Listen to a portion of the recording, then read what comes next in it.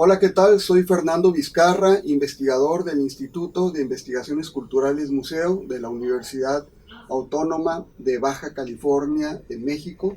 Quiero platicarles sobre un proyecto que estoy desarrollando actualmente y se denomina Cine y Series Televisivas de Frontera y Narcotráfico, Representaciones, Imaginarios y Anclajes Discursivos.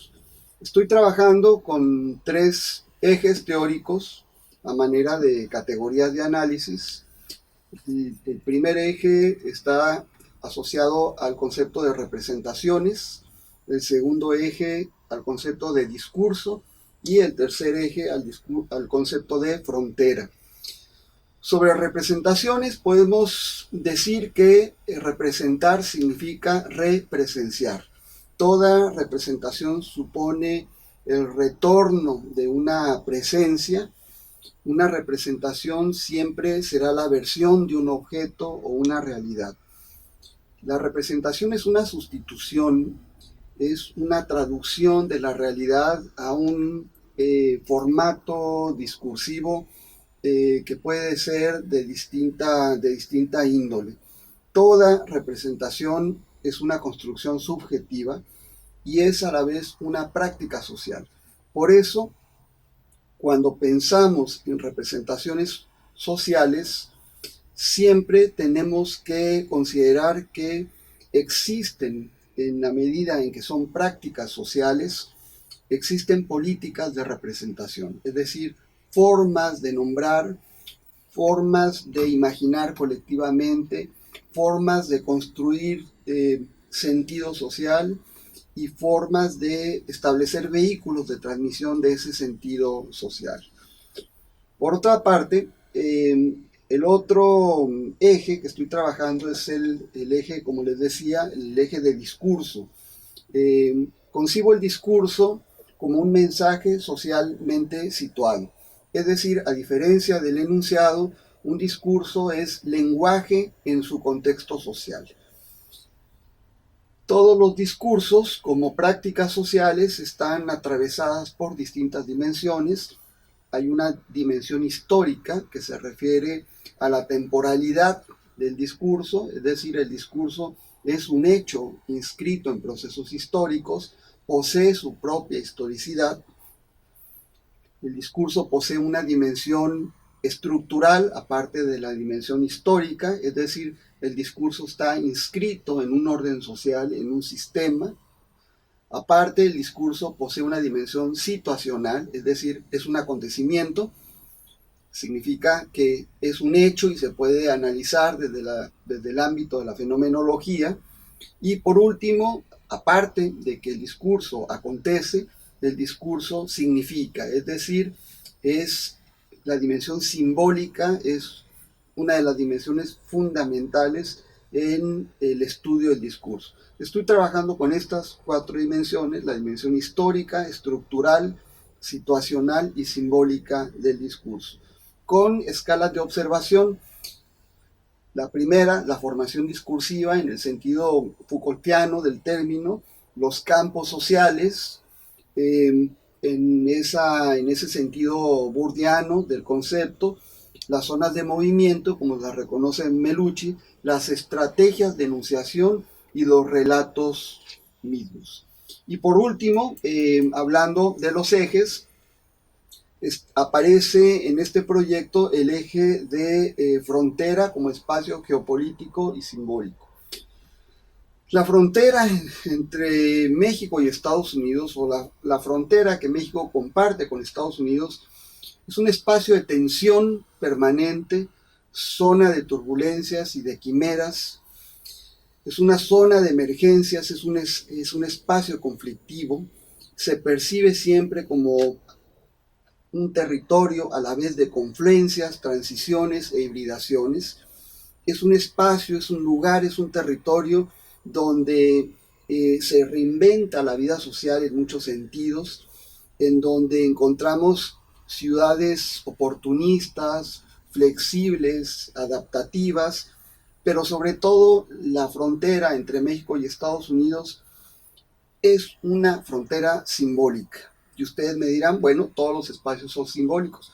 Pero yo diría que esta frontera, como muchas fronteras del mundo, está sobrecargada de sentidos. Es una frontera inminentemente simbólica. Permeable y hermética a la vez, la frontera entre México y Estados Unidos establece sus códigos para cada grupo social de acuerdo con la desigual distribución de los capitales económicos, sociales y culturales. Para los actores de clase media de ambos países, esta zona es el trampolín hacia las oportunidades de inversión, desarrollo profesional, recreación, educación y consumo.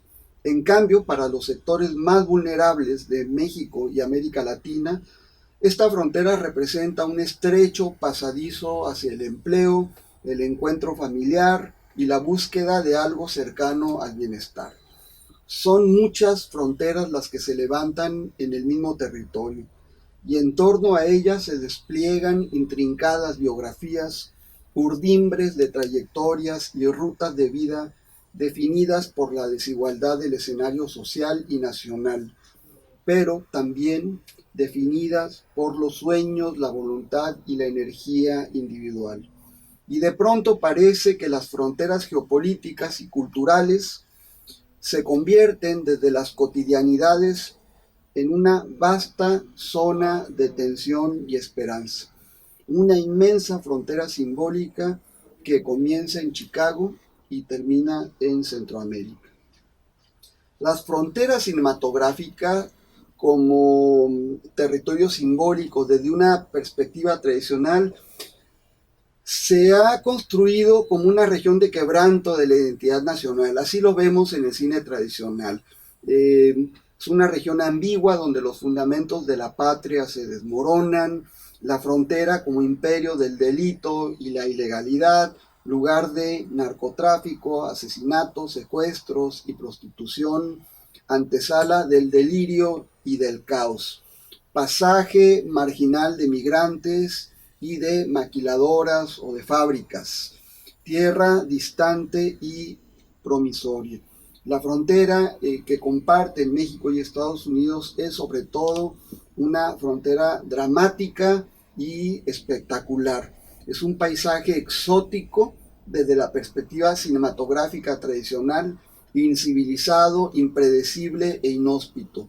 Es un sitio también para comenzar, para fundar y para soñar. Norma Iglesias diría, esta frontera es una frontera de película. Y bueno, esta frontera ha sido tratada a lo largo de las décadas, desde propuestas cinematográficas como la de Orson Welles en 1958, aquella película legendaria llamada Sed de Mal, en donde él actúa, el mismo Orson Welles, como un policía corrupto que se ve enfrentado a un policía mexicano o pintado de mexicano, que protagoniza este actor Charlton Heston, que lo maquillan para parecer mexicano, y otras películas que datan de esos años hasta el cine más reciente, en donde podemos encontrar películas ya clásicas como Across the Line, The Game, de David Fincher, del 2002, Los Tres Entierros de Melquiades Estrada, esta excelente película de Tommy Lee Jones de 2005, Babel de Alejandro González Iñárritu de 2006, Borderland de Berman de 2007, Backyard, El Traspatio de Carlos Carrera, o A Better Life, Una Vida Mejor de Chris Weitz de la película de 2011. Por su parte, el cine de narcotráfico también tiene películas clásicas en México. Posiblemente la tradición del cine de narcos en México comienza con lo que ya son películas que podríamos reconocer como memorables en la filmografía de narcos en México: Contrabando y Traición de 1975, Mataron a Camelia la Tejana de Arturo Martínez, un filme de 1978, Emilio Varela contra Camelia la Tejana, de Rafael Portillo, de 1980, y una larga lista de películas de frontera y narcotráfico. En décadas recientes podemos identificar películas muy interesantes como Traffic, de Steven Soderbergh, del 2002, El Infierno, de Luis Estrada, de 2010, Salvajes, Misbala, de Gerardo Naranjo, Sicario, de Villeneuve, de 2005, y otras tantas. Por supuesto que estos filmes anteceden y son como la puerta de entrada a lo que han sido y son las narcoseries, las series de televisión con temas de frontera. Está El Señor de los Cielos, El Chapo, La Reina del Sur, El Chema, El Desconocido, El Recluso, Narcos México, una excelente serie de narcos, Falsa Identidad, Yankee, Enemigo Íntimo, y otras series de televisión que vale la pena recordar que son sobre todo Colombia, México y Estados Unidos las sedes donde se producen, donde están los capitales, donde están las productoras de la mayoría de las narcoseries que se están transmitiendo actualmente. Caracol Televisión en Colombia, que es una productora muy importante a nivel iberoamericano, Argos Comunicación en México, Cine Latino en México, Telemundo y Netflix son las principales. Telemundo en Estados Unidos, Netflix en Estados Unidos. De manera que lo que encontramos en las series de narcotráfico y frontera, sobre todo, sin duda, son series muy desniveladas, hay propuestas muy bien hechas, muy elaboradas, muy complejas. Hay otras que, por supuesto, tienen una especie de deuda con la calidad y con la propuesta misma. Pero encontramos series muy elaboradas, insisto, como la de Narcos México, en donde podemos ver entrecruzamientos entre un enfoque documental y una estética cinematográfica. Hay una violencia explícita, las identidades y las historias son sumamente complejas, hay una centralidad de las emociones, está el amor, la traición, la lealtad, la inclemencia, el miedo. Y estas series destaco que no tienen un enfoque moralista ni didáctico, son series donde lo legal y lo ilegal comparten espacios muy inciertos, muy ambiguos, ¿no?